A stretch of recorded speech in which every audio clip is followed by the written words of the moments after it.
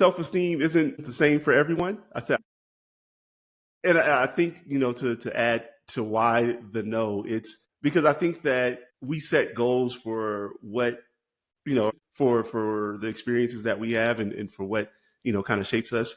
And so that things that make me feel good about who I am might not be the same kind of attributes or characteristics or values that another person might have. And so I want that to be kind of more individual for people.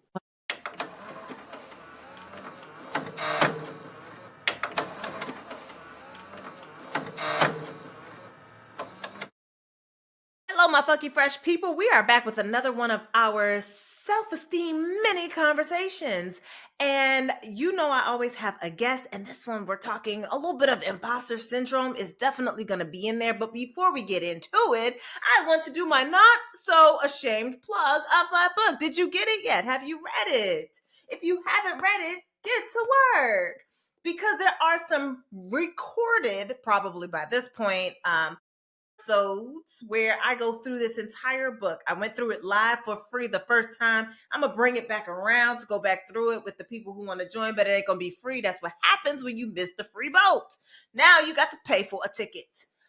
So make sure you get your copy of Drink Water and Mind Your Business, which is part of the reason for the season.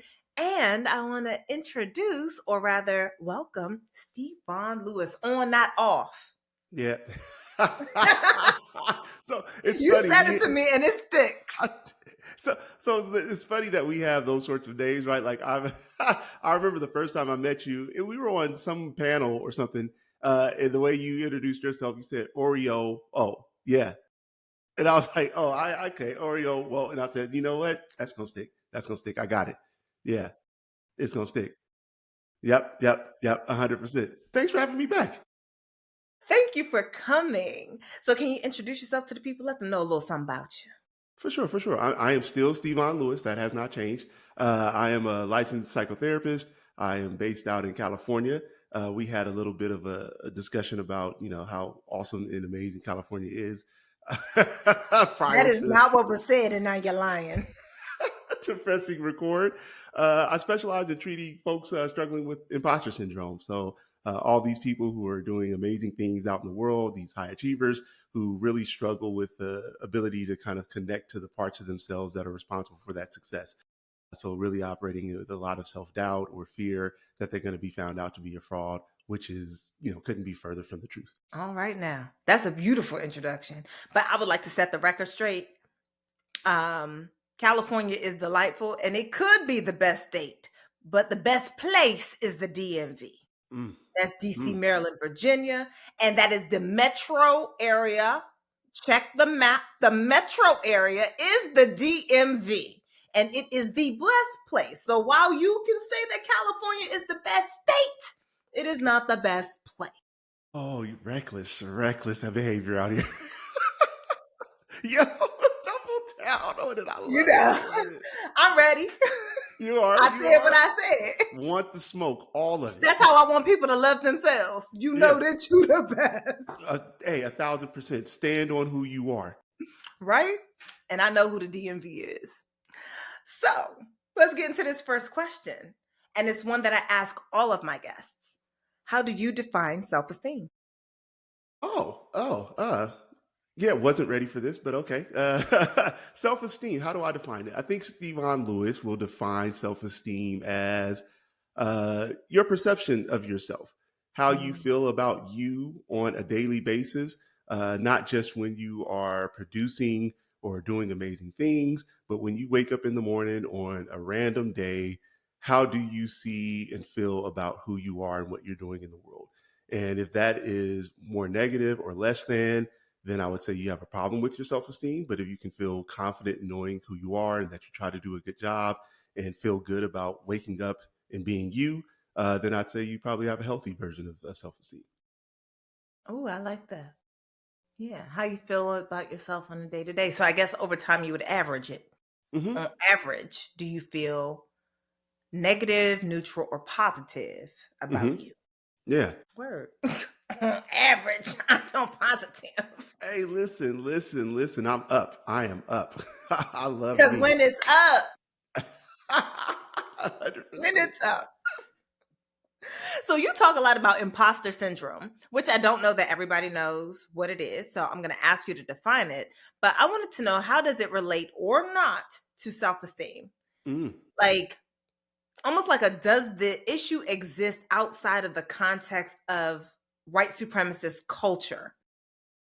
And I'm saying that because the last conversation I had was with Sonali Rashtoir, and they talked about like self-esteem being a concept that maybe doesn't even exist, much in the same way that like, but in the sense of you know how they tell you that you're supposed to eat 3 meals a day? You yeah. eat somewhere probably at what, like 8, noon, and like 5 or 6 for dinner. Oh yeah. Yep. And this idea of when you're supposed to eat is a made up concept because, Hmm. well, without it you would still eat. So they made it up. Yeah. And then you feel badly about yourself if you eat more than 3 times a day, and you're supposed to feel pride in yourself if you eat less than 3 meals a day. Like, look at you with your self-control, starving your Right. body. Congratulations. Uh, that's what we praise, and that's why I work. Yes, intermittent fasting by another name, but Label it, right? look, I call a spade. I'm looking like, we talking about anorexia? You just renamed it Yeah. intermittent fasting. I said what I said. Hmm. Just Hmm. like DMV is the best place, I said what I Oh, said about this you too. stood on that, huh? I'm not, I told you, business. This is business. I'm standing 10 toes down. 10 Ooh, toes down. yeah, yeah. So so yeah, imposter syndrome. For those that don't know, uh, is this feeling of being found out to be a fraud when there's no evidence to support that. So that you are kind of operating in the world and you're doing things and you're accomplishing goals and completing tasks and probably getting praise for the stuff that you're doing. But internally, you have this experience of fear that you're going to be found out to not be in possession of the skills that everybody believes you have or are in possession of. And so I am kind of working with those people to disconnect from that fear and that belief. And so when we think about self esteem, the way I see it is that it is a part of imposter syndrome and is probably maybe feeding some of that stuff, or that this fear or belief that you don't have what it takes because you're not uh, I guess, evaluating or assessing the data that you are receiving and evidence from the world, that it creates a feeling of failure or like you're not good enough or not doing enough. And how can you really feel good about yourself if all you're looking at is where maybe you were imperfect or you're attaching to the emotion or the feeling, and that's not really a factor, not based in reliable data. And you're telling yourself that you don't have what it takes. So it'd be really difficult or hard to feel good about who you are and what you're doing if you kind of can't attach to that stuff or acknowledge that you are involved in the good outcomes that you get and it wasn't just luck. So you give all your good stuff over to luck. You give your Yeah. bad stuff over to what? Circumstance? No, the bad stuff is you. I own that. Bad stuff is Yeah. you. Good Yeah, I stuff is took owner luck. 100%. So Yeah, I take thus ownership you over are an all that imposter. was imperfect, all the mistakes, anything that didn't go right was absolutely me. Anything that went well was luck, or it was somebody else's involvement in the activity or the outcome. It was, good favor from someone else believing in me or being nice about it. It was never due to the talent and abilities that I possess. Yeah. Tough way to live. So Tough. then the second part of that question was, how does it relate or not relate to self-esteem? So then I was saying there's that self esteem, then you can't really feel good about yourself if you don't connect to any of the good that you do. I find it impossible to do that. And so oftentimes what I find is that people with imposter syndrome are ruminating over the things that were imperfect or didn't go well, and not really paying attention to the good. And so because there's this fear, there's, limited or kind of short-lived relief from the good. So there's no celebration. There's just ooh, I got over on them again. And now it's on to the next thing that I have to now fake it or, pretend my way through, even though that's not reality. This is what people are telling themselves. So if we're talking about self-esteem being that you wake up in the morning and you know that you are good, that you are of quality, then how can you have that feeling if you are evaluating or assessing all that you do to not be good and really a ruse?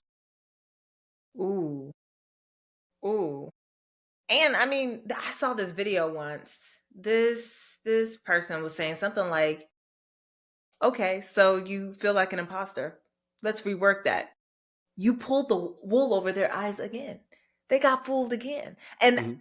when that person said it, because I don't know how that they identify, I was just like, yeah, I mean, well, even if it's fake, nobody knows it but you. You're winning. Keep doing that. I'm saying, Whatever it is.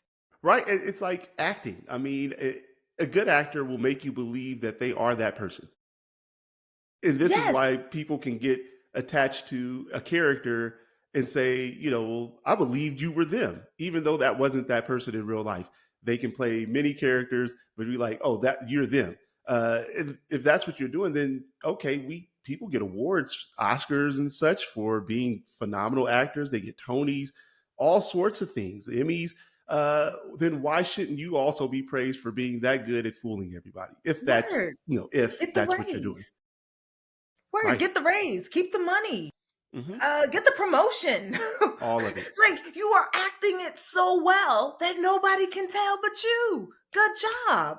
Great job, right? Kind of reminds me of that movie. What is it? Catch Me If You Can. Yeah, He with pretended to be a Leo. pilot for Pan Am. Yeah, I'm looking like, baby, he did that. did it, did He it. did it. I don't recommend doing that, but he did it. Did it, did it. Yeah, and that was one of, right? Yeah. Like he did Gosh. other kinds and things and was successful. So it's like, you did pilot the Hey. plane. And wasn't like there was this guy, he pretended to be a doctor. Yeah, they caught. They caught him eventually, but he Yeah, pretended to be a doctor for quite yeah, yeah, which is I'm wild. saying. So if you getting away with it, when you And you're stop getting getting away good with it, get a new outcomes. job. Right, right, right. Like that has to be part of it. Like if you're getting good outcomes, why are we tripping? I'm just gonna leave it where it lies. So I asked the third part of that question was does the issue exist outside of the context of supremacy culture? So I think so. I know that people may disagree with me on that. Myself and some other colleagues, have written on that. Dr. Kevin Coakley wrote a book about this, and also had an article in the Harvard Review a year ago or so about this very topic. And that yes, it can exist outside of that, and I think it does. And the way I formulated it in my head is kind of through an analogy of where in a culture of white supremacy, if you are black, brown, person of color, or some other marginalized community or underrepresented represented community, then that environment isn't designed for you. And so then, yes, do we call it imposter syndrome? We could not. We can say that the source of that is the environment. I guess the way I think about it is if we get cancer from like secondhand smoke, it wasn't our fault. I did nothing to earn that cancer. I didn't do anything to deserve it. Someone around me in my environment was smoking, and I've now gotten cancer. I should be mad at the environment for doing that and the person who did it. Also, I've got to treat the cancer that I now have. Okay. So it's not necessarily your responsibility as far as your fault for getting the cancer, but it is now your responsibility to take care of yourself moving forward, knowing that this is something that you now have. Right, And I would even say maybe you take some accountability. Why was you breathing over there? If you were able to move or right. remove yourself, That's did it. you do everything in your power to preserve your well being? Yeah, I like to be more empowered, right? And so I like to, say, okay, well, that is the case. You got it. What are we going to do about it? And Yeah. to not kind of just say, oh, it's all this other person's problem and that just makes it go away. Yes, you were in a bad environment. Could you have gotten out? If you couldn't, then we can't complain about this thing or pretend like, well, because it was my fault, I shouldn't have to deal with it. Yes, that's true. Also, you do have it. What are we going to do? I like it because it's a both and not an either Hmm. or. And I think Yeah, that too often we like to live in the binary, and the binary doesn't actually exist. that's not real life. That's not real life. No. Stuff is layered, stuff is nuanced, it's all sorts of things. Yeah. So on your episode of Oh, Desire Dialogues with me, Dr. yeah. Donna, you spoke about the cost of good Mhm. and specifically what it costs to have the thing that you say you want. And it got me to thinking, well, what is the cost of not having imposter syndrome and having more secure self-esteem, specifically, especially for Black men? Like, what Hmm. does it cost to work on these things, good and Oh, bad? oh, oh, to work on that stuff, you're gonna have to, roll up your sleeves, get dirty, deal with some emotions, be vulnerable to talking about the past, and stop pretending like stuff that happened to you wasn't traumatic. And it's not always big T. Sometimes it's little T traumas. But things are happening daily to you and in your past that wasn't right or fair or healthy for you, and you can't just be like, "Oh, I'm good." You're gonna have to take some ownership and call a spade, as you say, right? And so, it takes work to be able to own that. Yeah, when I didn't like it when my coach was calling me out my name in front of everybody. I didn't like it when my mom, never praised me for any of the good stuff I did and only just got on me when I made mistakes. You're carrying that stuff into adulthood. If you want to get rid of the imposter syndrome, then we're gonna have to talk about that, identify it, the source of where this stuff is coming from for you, this imposterism, and then you're gonna have to kind of contend with that. And if you aren't ready to be vulnerable and open up and talk about, this stuff impacted you, and this is not calling you weak, that you should have gotten over it. It's just really saying that, hey, we all live a life where stuff happens to us. If you go into an environment and it is an unhealthy environment, you might pick up some stuff that wasn't good for you. I love analogies, so I think about it of like putting good fruit in a bowl with molded fruit. That good fruit doesn't remove the mold from the rest of the fruit that was already in there. In fact, it takes on some of that mold and it's probably going to go bad. Esther, yeah. Yeah, I couldn't even begin to eat out that bowl. no, I absolutely not. just, Get out of there. Get so out. you got to remove that stuff. Sometimes you got to throw that whole bowl away. And that's hard. That's hard to do. If we talking about that bowl of molded fruit being our families, our friend groups, people that we've known for years. It could be our career. It could be all sorts of things that have come to shape our identity and who we are. And we're saying we got to put some of that stuff away or distance ourselves from it. Yeah. Oh gosh. Ain't that easy? Yeah. No. It's one thing to throw away some actual fruit. It's something else to be like, oh, I gotta throw away this family member or this person. I Yeah. gotta remove myself from them. Cause I'm like, well, you can't make them not be moldy. Mm, that's a bar. Go ahead, put that somewhere. Hmm. Right? Like you can't make them not be moldy. So then the question becomes, how do you protect your new fruit from what they are while the bowl seems to be your life in general? And for me, I'm looking like, well, when all else fails, put that stuff in a plastic bag, a Ziploc bag, There we go. wash the bowl, and put both in there side by side, but now there's a barrier. Hmm. Hmm. Protect it. Yeah. Absolutely. Protect it as best you can, because your new fruit still needs room to breathe. Yeah. That old fruit is already gone bad anyway. Gone. It's done. It don't. Adieu. It may not need the same access to air because it's breathing on itself anyway. Let Wow, it I mean deteriorate. I love that analogy. It certainly gives like something to think about. Like, no, it's not your fault that you maybe even came to the self-esteem that you have, but now it's your job to take accountability for a new outcome. Yeah. That if responsibility and accountability to a new outcome, it's like, no, you didn't do this, but now it's your life and you get to choose whether or not you're going to, I guess, engage. Yeah. And I think that's why people have a tough time with, and I'm saying people, but maybe I mean, black folk have a tough time dealing with the concept of imposter syndrome because it sounds like it's blaming the individual. And I'm saying we've all inherited stuff that we didn't want and we have to deal with. I mean, I have asthma. My mom probably had asthma, You still be but riding back your then, bike. yeah, but back then, they wasn't really checking for stuff. You just survive how you survive. So she didn't have no inhaler, but I mean, I think, yeah, I didn't do anything, and I mean, I got it, and so I have to deal with it. I can be mad at the world for that, or I can say, hey, this is just kind of what it is, and okay, how am I going to make sure that I can live a fully functional life and not be negatively impacted by this on a daily basis? Word. Thank you for that. It's funny because I think I've been of two minds with imposter syndrome. And there's the one that you described, which I think of as being like true imposter syndrome. And then there's the other one where I'm just like, you have self awareness and you've called it imposter syndrome, right? It's like, well, I don't feel welcome there. So I'm looking like they're not welcoming you there. Yeah. They don't think you belong there. They don't want you here. Your ability to be like, I can see that, does not mean that you are now an imposter. It means that you are aware. Yep. And that's a great distinction. And I think that right now we're doing blanket naming of things as imposter syndrome, when I think some of it is just a very deep visceral awareness of other people not wanting you to be present Right. and being maybe even verbally, psychically, psychologically, whatever, damaging towards you in that Yep. space.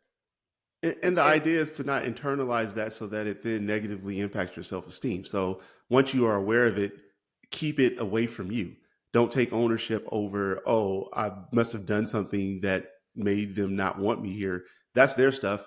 You don't need to engage in that. Let them have that and you keep pushing with your life and understand that you're good and they have their own issues and problems.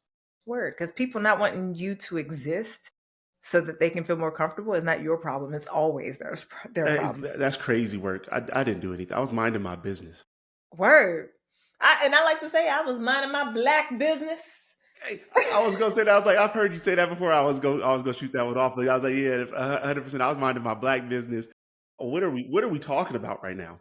Look, when I say I Yeah, mind my business about so many things, like the book being called Drink Water and Mind Your Business, it's actually some sort of kismet because someone was just like, they was talking like blah blah blah was talking shit about you. I'm looking like, that's not my business.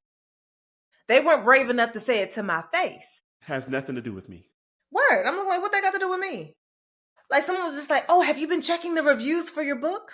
No, it's not my business. That's me minding mine. I might be Mind. curious on occasion, right? But I have to mind my business because the reviews is for the people that might read the book. I've read it. Mm, I wrote it. Actually, is what you did. Word, I wrote it and I've read it. It's How not about for that? me. I got my own review. Word. And I think it's pretty good. Do I think it could be better? Of course, because the person I am right now and what I know right now and the way I know it now is very different from when I was writing the book. But I'm Mhm. just like, I'm not going to downplay the achievements of past me because current me has more information. We're That just part. going to add to the conversation by having conversations. That's all. So your next question is not from me. It's from the last person who was on, Sonale Rashatoir, on online as the fat sex therapist, Hmm. and they asked, as it pertains to self esteem, what is one thing you'd ask 8-year-old you, and one thing you'd ask 80-year-old you? Oh, oh, huh. They was in the bag 8-year-old with this me. question. Yeah, that's a good one. What would I ask 8-year-old me? I would probably ask 8-year-old me whether or not I would need to be so concerned about the opinions of others. Um, I had an interesting kind of experience as a kid with kind of going out to a school that was predominantly white, and uh, I was one of at the school, and so I probably had some resentment or anger about, the culture shock and like not fitting in. And I would ask 8-year-old me, like, does it really matter though? And even why does it matter right now so Yeah. much? Yeah. Oh, yeah. Because 8-year-old me was something else. Right. Right. Right. Right. All right. What So about 80-year-old you? 80-year-old me. Woo, so far in the future. I guess it ain't that far. These days keep rolling off. They're like, 3 weeks I'll be there it'll in be about there. 3 seconds. 3 seconds, real talk. Like it's basically Christmas now.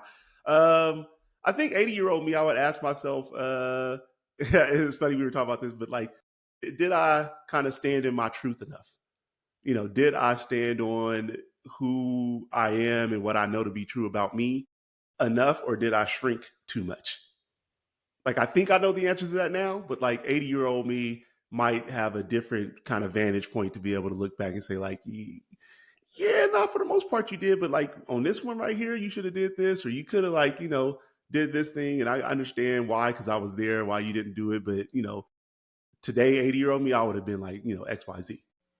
Yeah, I think I would definitely be asking 80-year-old me, how could I stand on business more? How Hmm. can I be? I'm like, I'm 10 toes down on the DMV. Yeah. I know Yes, that. you are recklessly too. Recklessly. Recklessly 10 I, toes, I 10 I toes. warned you about that. Hey, you did. You did. Somebody gonna be upset. Be Somebody upset. I'm is gonna be. okay. And I tried. I'm Listen, okay. Put it in the comment section and then read it to your mom. before we started recording, I said you shouldn't say that. You did it anyway. Said it. I want to know how I could better stand 10 toes down so that I could have as few regrets when I hit 80 as possible. I Like, like what that. do I need to do? What would you say I should be doing differently in order to have as few regrets as possible? That's one thing I don't want. I don't want regrets. I feel Yeah. like those become dreams that get buried with you, and I Yeah. don't want to take them.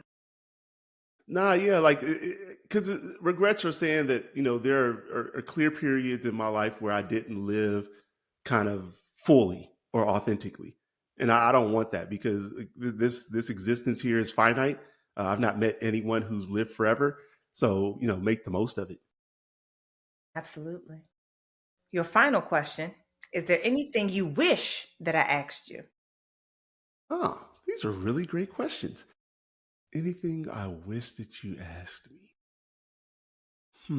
About self-esteem. Hey, it's your world, squirrel. Ah. Anything you wish that I asked you? Nah, I can't think of anything. I guess that would be yeah. Like, no, I feel like this was a full throated conversation. It was developed. I think we covered what needed to be covered.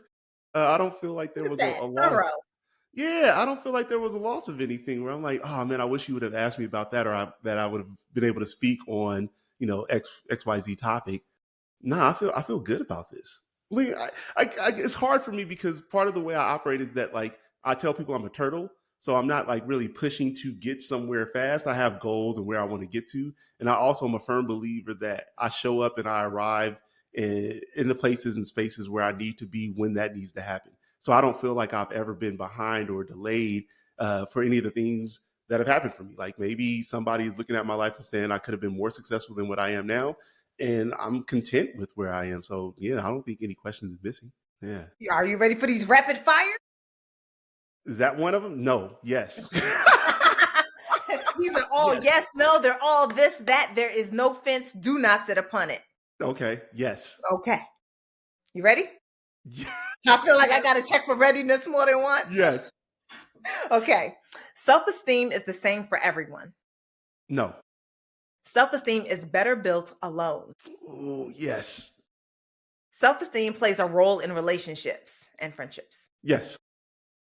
Jealousy means you have low self esteem. No. Are there any one of those that you would like to give a one liner to? Oh, maybe the self esteem isn't the same for everyone. I said no. There is the same for everyone. I said no to that. Mhm. Uh, and I think to add to why the no, it's because I think that we set goals for what or set the definition for the experiences that we have and for what kind of shapes us, and so that things that make me feel good about who I am might not be the same kind of attributes or characteristics or values that another person might have, and so I want that to be kind of more individual for people. Well, I like that. That you don't have to do what other people are doing. That basically you have to build your own recipe on what self esteem means for you, which makes sense. I said that in my book, somewhere in there. Hey, It's like, hey, what somebody else thinks is important is not what you think is important. at Build it. all. Build it. Okay. So in the chat, because you already answered the question from Sanale. For the next guest, I need you to go ahead and put a question in the chat. We're gonna keep it secret. Something pertaining to self-esteem that you would want someone else in the field to answer. Let me type a message. Put it in the studio one or the. Oh, I gotta hide it. I gotta just send it to you. Yep, there we go. Wherever you see that one. Yeah. There you, I got you. So the question is about self-esteem and just a question about self-esteem for the next guest. Explicitly or implicitly? Excited to see this question. You lost it? Ooh. Oh, okay. We going deep with it.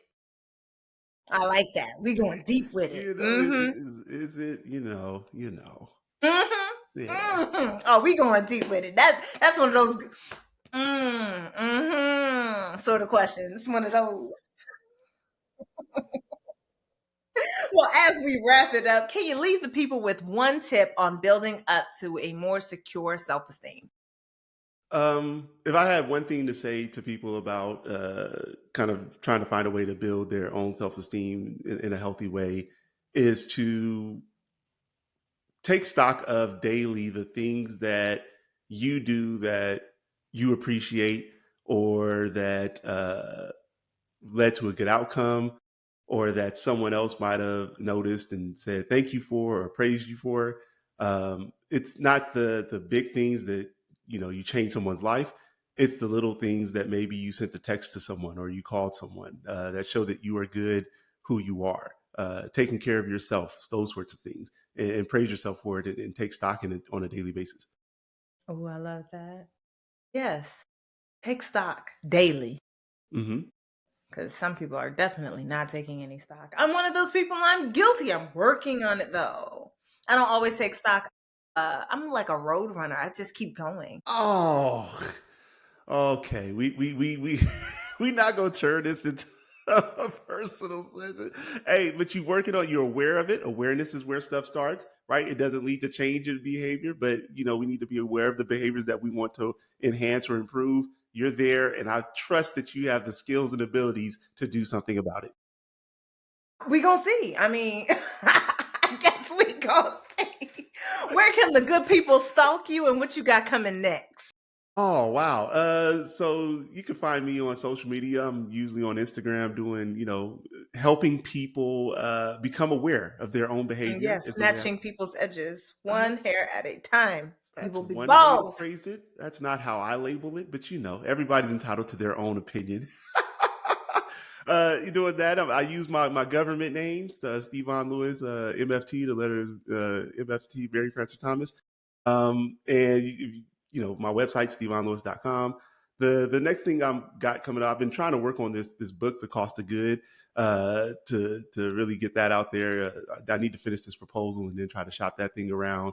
But I'm behind the scenes doing stuff, still speaking. I'm going to be speaking at a Pepperdine Law School next week, and then I'm going to also be speaking at a conference for people in the music business in You November. be outside. Yeah, Jump Global Conference. Yeah, yeah, yeah, yeah, yeah.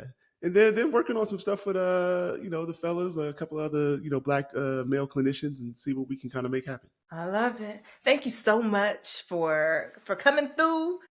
I know this, you were already on Desire Dialogues. I already stole all that time, and then you came on this one too. So thank you, thank you, thank you, thank you. And for those of you watching at home, watch the next episode. There should be 5. This would be number 4. You go to number 5, and now you're done for this season. And then I'll see you again. All right, y'all. Bye.